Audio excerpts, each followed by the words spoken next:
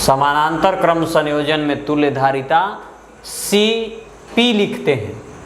Cp is equal to C1 plus C2 plus C3 और यहाँ तीनों बराबर है, C है, इसलिए यहाँ 18, यहाँ पर 18 और यहाँ भी 18 होगा।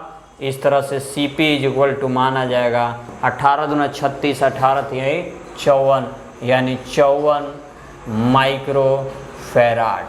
कितना हो जाएगा? 54 माइक्रो फैराड।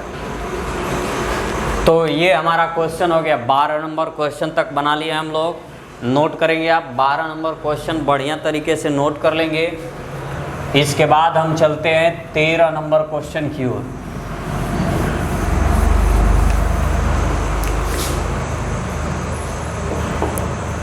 तेरह नंबर क्वेश्चन के बारे में हम लोग देखेंगे।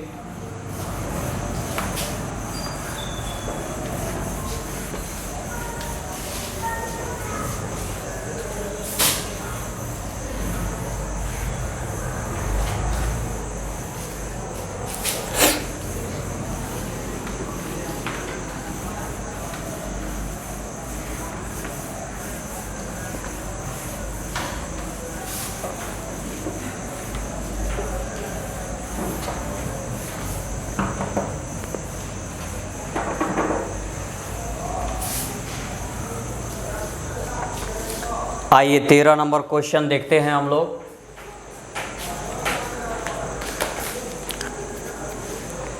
नोट करेंगे आप। लिखिए, एक धात्विक गोले की धारिता, एक धात्विक गोले की धारिता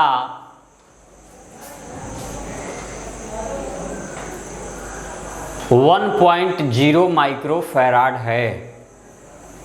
1.0 माइक्रो फैराड है। इसकी त्रिज्या ज्ञात करें। इसकी त्रिज्या ज्ञात करें।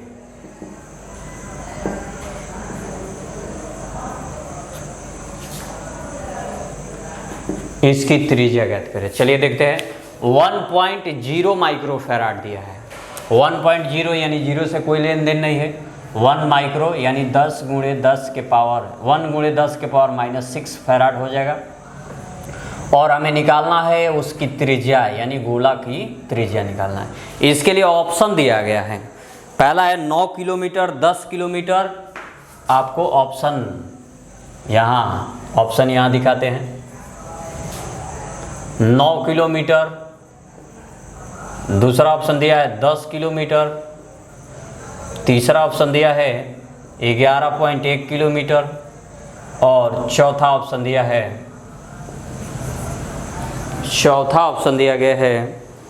1.11 मीटर। ये 4 ऑप्शन दिए गए हैं। इसमें से हमें आंसर चूज करना है, कौन सा होगा। तो आइए हल करते हैं।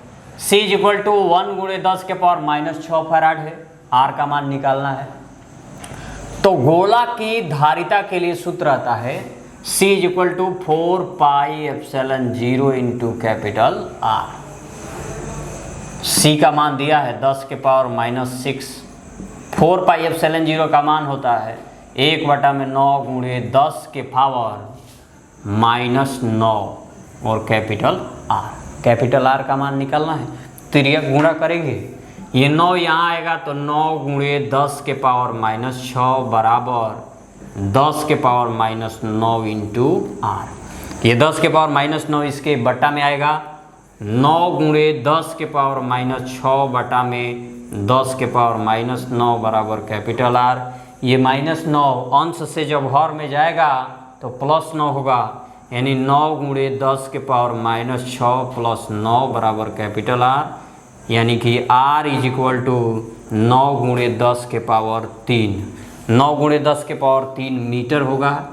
ये 9 गुणे 10 के पावर 3 यानी कि 9 किलोमीटर। तो R बराबर हम लिख सकते हैं 9 किलोमीटर। ये हमारा आंसर हो जाएगा 9 किलोमीटर। यानी पहला ऑप्शन जो दिया है वो सत्य दिया है, 9 किलोमीटर। तो इसे आप नोट कर लेंगे।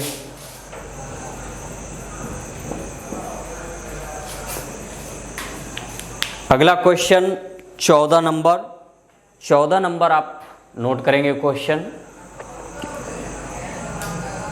लिखेंगे तीन संधारित्र जिनमें प्रत्येक की धारिता C है। तीन संधारित्र जिनमें प्रत्येक की धारिता C है, श्रेणी क्रम में जुड़े हैं, श्रेणी क्रम में जुड़े हैं, उनकी तुल्य धारिता ज्ञात करें। श्रेणी क्रम में जुड़े हैं, उनकी तुल्य धारिता ज्ञात करें।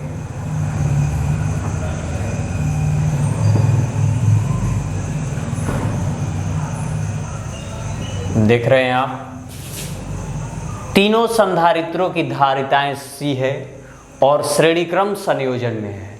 तो श्रेणी क्रम संयोजन में तुल्य धारिता का सूत्र होता है 1/C। यहाँ चूंकि C ही दिया है तो हम इसे CS लिखेंगे। 1/C सूत्र होता है C = 1/C1 + 1/C2 + 1/C3। तो 1/CS = 1/C, C1 के स्थान पे C, C2 के स्थान पे C और C3 के स्थान पर भी C लिखेंगे। एलसीएम करेंगे 1/CS = 111 तो 3 हो जाएगा और ये C रहेगा। CS का मान निकालना है, दोनों को पलट दिया जाएगा। तो CS = C/3, ये हमारा श्रेणी क्रम संयोजन का तुल्य धारिता का व्यंजक हो जाएगा C/3। तो इसे आप ध्यान रखेंगे, ये 1 नंबर में ऑब्जेक्टिव क्वेश्चन के रूप में आपको परीक्षाओं में पूछा जाता है।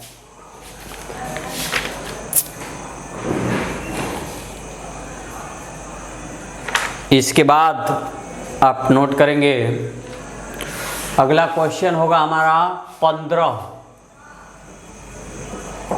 नंबर क्वेश्चन है।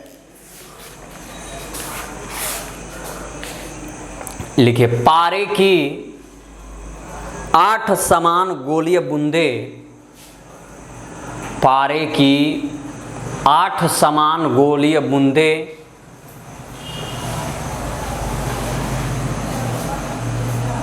इस प्रकार आवेशित की जाती है,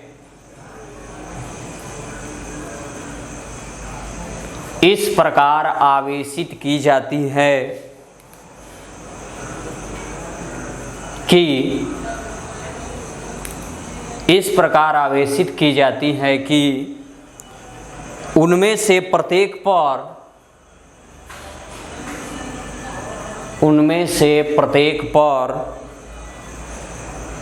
5 वोल्ट का, उनमें से प्रत्येक पर 5 वोल्ट का विभव आ जाता है, उनमें से प्रत्येक पर 5 वोल्ट का विभव आ जाता है। अब